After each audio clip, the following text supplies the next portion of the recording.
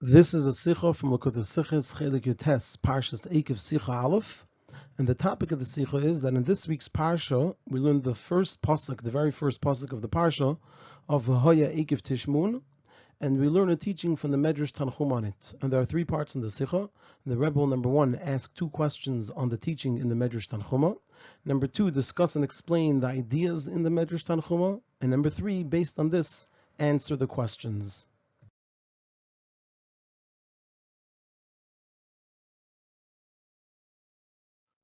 On the very first pasuk in our parsha of V'hoya Eikev Tishmun, which the pasuk over here is teaching us that V'hoya Eikev Tishmun, if it will be that you will listen to what Hashem commands, then you'll get all these brachas. So Rashi explains what's the reason the Torah over here uses the word Eikev. Usually the Torah says V'hoya im Tishmun. So Rashi explains that im ha-mitzvahs kalis sha'adam dash ba'akevav tishmun.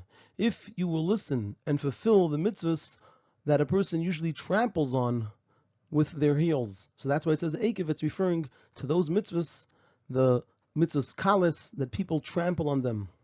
Now the source of this teaching is from the Medrash Tanchuma, where over there it's said a little differently. Over there it says mitzvahs kalis, the mitzvahs kalis, she'ein b'nei adam mashgichen behem. The people don't pay attention to them.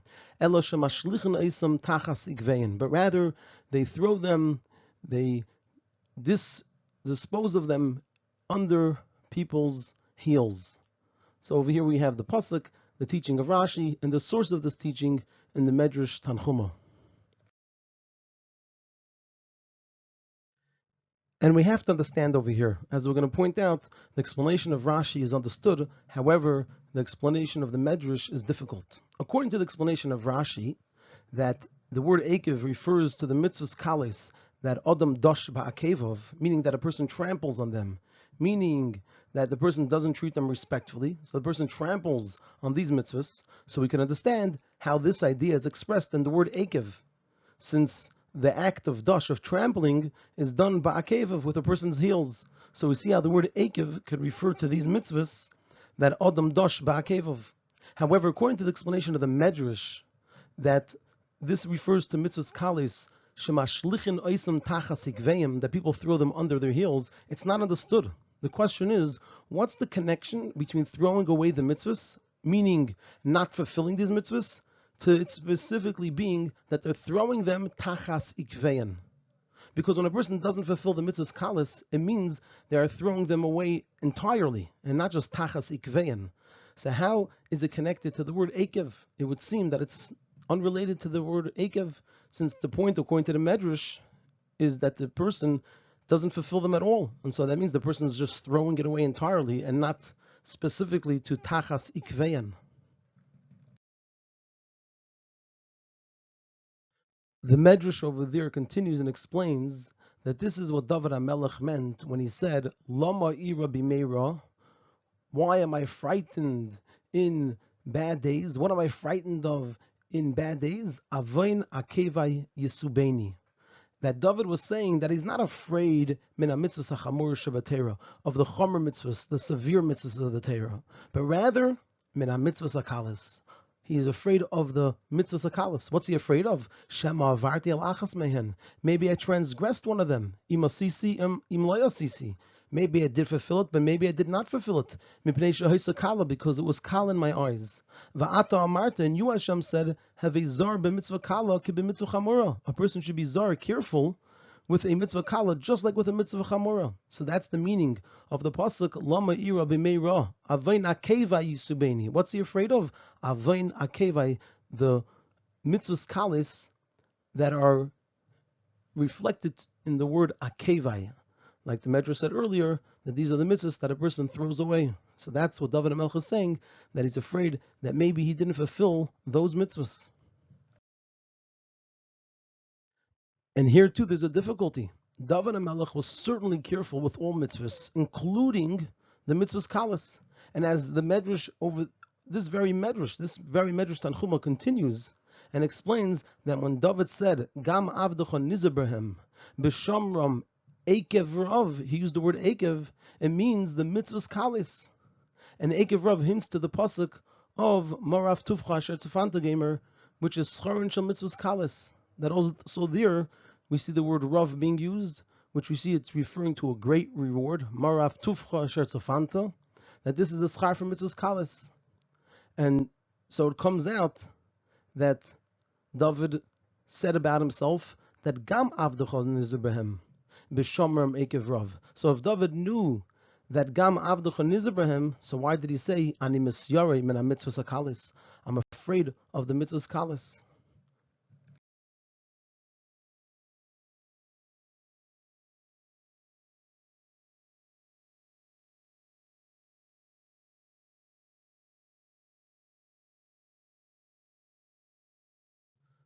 So the explanation in this is as follows, and this is going to lead into the answer of the second question. And already over here in the explanation, where we're going to discuss what the Medrash is really saying, we're going to answer our first question.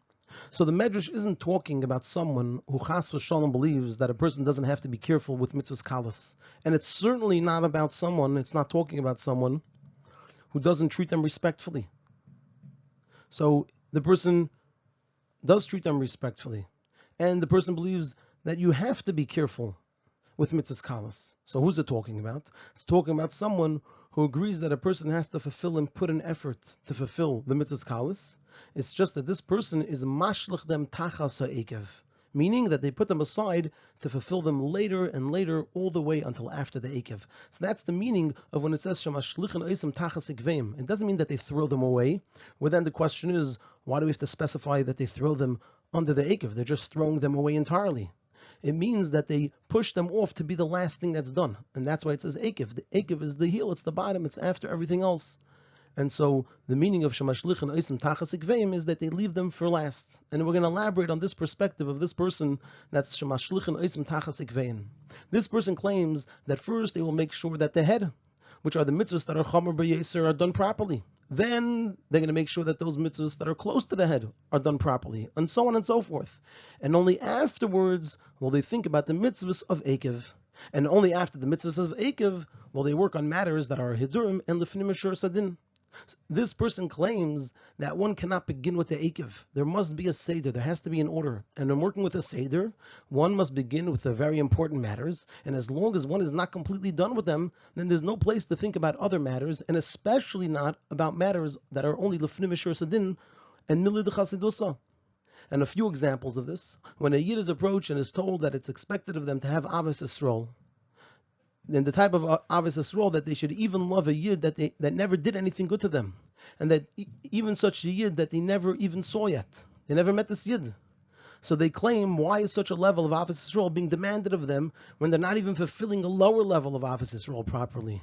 And the proof is that they sometimes stumble in fulfilling V'ahavta l'recha kamoicha on the level of kamoicha, even towards a Yid that did them a favor. And similarly they claim, why are we demanding for them to keep the shiurim of chitas when they sometimes miss more basic matters of tefillah? So if they're missing matters of tefillah, and they're missing in a more basic level of Avos Yisrael, they shouldn't be thinking about chitas or a more advanced level on Avos Yisrael. Their claim is it's true that one must fulfill all of these matters. However, they are not holding by it. And they have to work with the Seder. It has to be with an order. First, for a while, to work on fundamental basic matters which are in Shulchan Aruch. Afterwards, for a while, additions that come after this. Later on in halacha, and only afterwards matters that are lefnim ashur sadin and milud chasidusa. So this person isn't chas v'shalom disqualifying anything. So they're not mashlichin oisam throwing them away. However, they're saying it has to be tachas ikvein. Everything must be with a seder, and so it has to be the last thing that's done.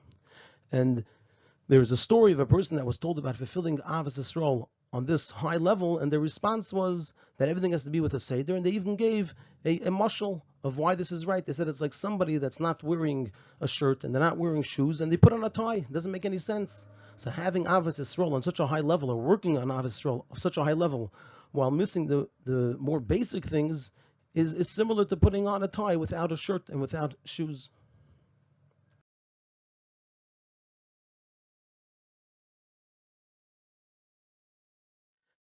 Now, even though, according to Seichel, and even Seichel of Gdusha, such a claim of Seder makes sense, however, the truth and the great foundation and principle is that Avodas Hashem must begin with Emunah and Kabbalas El, and not with logical calculations, not with Seichel, even Seichel of Gdusha.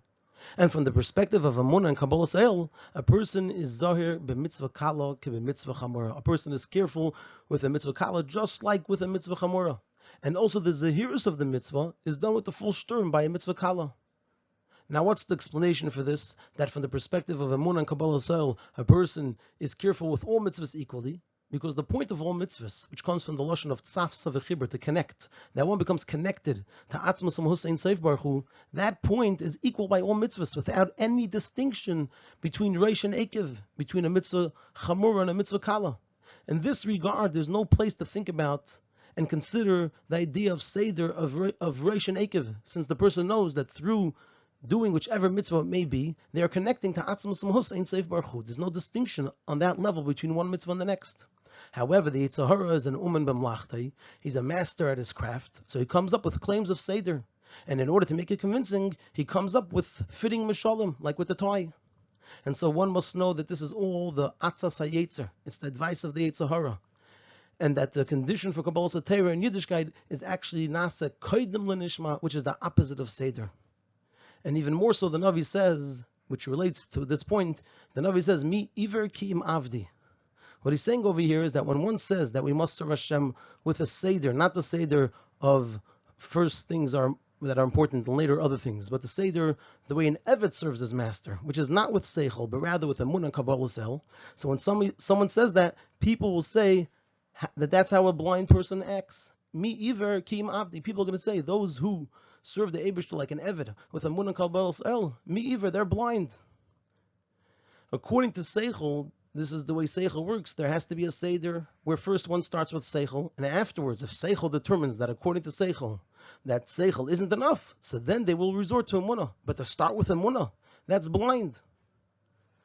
But in truth, that is the Seder of an Eved Hashem. That's the condition for Kabbalas Torah. In order for the Yidden to receive the Torah, they have to have Nasa Kodim Lenishma, which is not the Seder that we're talking about. This is the Seder of an Eved, of Emunah and Kabbalas El, where over there's no difference between one mitzvah and the next, and a person is careful with all mitzvahs equally.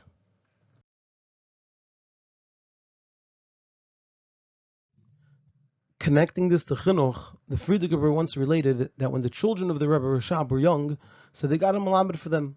And this Malamed held that children shouldn't be taught startling matters in Yiddishkeit, like miracles and other such matters that aren't within Seichel.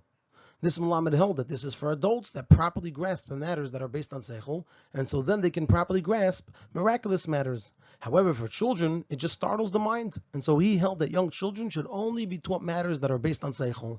And when the Rebbe Rashab found out about this, the Malamed was dismissed.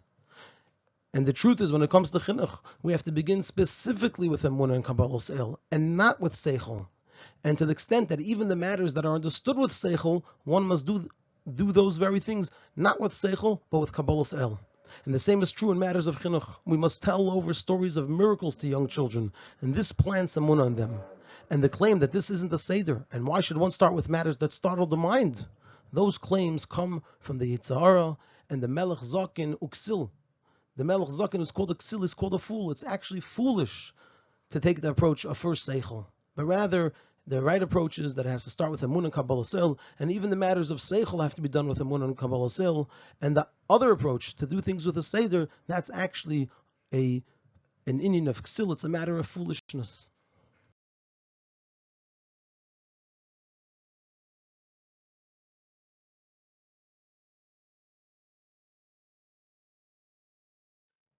And now we can also understand what David HaMelech says, Lama ira b'meira avain akevai yisubeni, that his fear was from avain akevai. So David HaMelech's fear was not that he chas v'shalom wasn't careful with mitzvahs kalas. He knew, like it says over there in the Medrash, that gam avdecha nizer bahem b'shomer Eikev rov. So what was his fear? It was rather that maybe he didn't fulfill the mitzvahs kalas with the same kir and toikif and strength as he fulfilled the mitzvahs chamuras. He fulfilled all the mitzvahs, and with zehirus. However, maybe his knowing that this mitzvah is connected to Reish, and this mitzvah to Eikev, maybe it affected his level of zehirus and his level of hider, that he didn't fulfill the mitzvahs kalas the same way as the mitzvahs chamuras. And that therefore, you could say about it, loy asisi.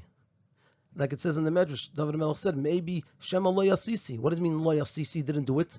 He didn't do it because it wasn't the way he should have fulfilled it. It's not command the Bailam Evad. So you could say Lo Yasisi, he didn't do it properly. And therefore, Lama Ira B'meira Avein Akeva Yusubeni. Not that he Chas Hashalom didn't fulfill them, but maybe didn't fulfill them with that approach of Amun and Kabbalah Sil, where all of the mitzvahs are fulfilled equally. And now we're going to focus on the words over here of B'meira and explain a related idea. Yemeira refers to the times when things are according to nature, where if we look at nature, Yidden are like one sheep among 70 wolves. And it's to the extent that, as the Rabbeim tell us, that even matters of Parnasa, they're an union of Mun, which is above nature. Our Parnasa does not make sense according to nature. So not only is our survival not based on nature, because we're like one sheep among 70 wolves that shouldn't survive, even our Parnasa cannot be made through nature. And it says, the Rabbeim say that our Parnasa today is like Mon Min Hashamayim. It's above nature. It's given from Hashem. And so when a Yid makes calculations in matters of Torah, which Torah is Min Hashamayim, so when a Yid makes calculations in Torah about what is Reish and what is Eikev, and then behaves based on those calculations, with that Medida Vagbala of their calculations, so then from above they also respond and deal with the Yid in that manner of Medida Vagbala, and it becomes B'meira. Because if we're looking at nature the way it is, Yidden wouldn't be able to make Parnasa and wouldn't be able to survive. However, when a Yid doesn't make these calculations and only cares to be connected to Hashem with Atzmos Musain Seif Baruch Hu, and therefore the Yid has the whole sturm of Mesiras Nefesh and Kabbalah Sel, of an Eved and a Ben of Hashem, both when doing a mitzvah of Reish and when doing a mitzvah of Eikev, because so long as it connects them to Atzmos Musain Seif Baruch Hu, so then the response and matter of dealing with them from above is the same way. And then one doesn't have to fear anything, since one is connected with Atzmos Musain Seif Baruch Hu, and Hashem controls everything, including obviously matters of nature. And Hashem protects the Yidden even though they're one sheep among 70 wolves, and He provides for us, even though by nature we shouldn't be able to make our own Parnasa. He provides for us in the way of Ben Izdeshe Arbitzeini, Almei Menuchas Na'aleini, in Bonai, Chaye, Mezayna, and everything Revicha, to each and every Yid. And it's as it says in our parsha, V'hoya Eikev Tishmun. It's explained that V'hoya is Lashon Simcha. And Eikev Tishmun means that Tishmun, the mitzvahs of Eikev, just like those of Reish. And then it's what it says afterwards, V'shamar Hashem Elekecha L'cha Es Abris, and all Hashpais Tevis, which the pasuk mentions, are Nimshach. As it says in the pasuk, V'ayivcha U'viracha V'yarbecha, and Baruch Tiyah Mekol Ha'amim. And Bekarev Mamish, it'll be like it says over there, that it's all Allah Dama Asher Nishbal Avisecha Los Islach in Eretz Yisrael with the coming of Mashiach.